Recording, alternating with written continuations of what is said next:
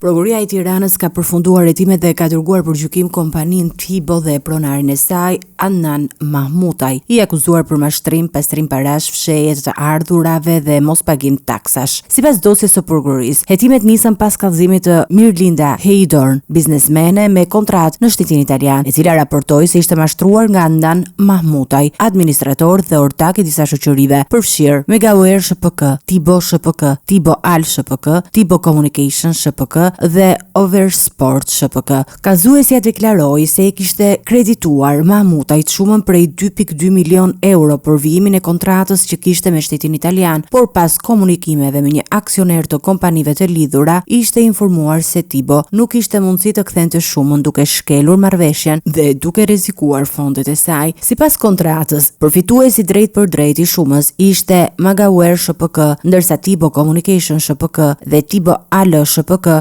shërbenin si garant duke parashikuar një komision mujor prej 25.000 euro. Prokuroria njoftoi se akuzat janë ngritur edhe ndaj 4 shtetasve të tjerë dhe 5 kompanive të lidhura me këtë rast, duke konsideruar këtë një skem të strukturuar për fshehje të ardhurave dhe mashtrim të investitorëve. Dosja tashmë është dorëzuar gjykatës për procedim të mëtejshëm, ndërsa autoritetet presin zhvillim në drejtim të gjykimit dhe eventualisht vendimin përkatës për personat dhe kompanitë e përfshira. Ky rast thekson vëmendjen e institucioneve shqiptare për luftën kundër mashtrimeve financiare dhe pastrimit të parave në sektorin privat.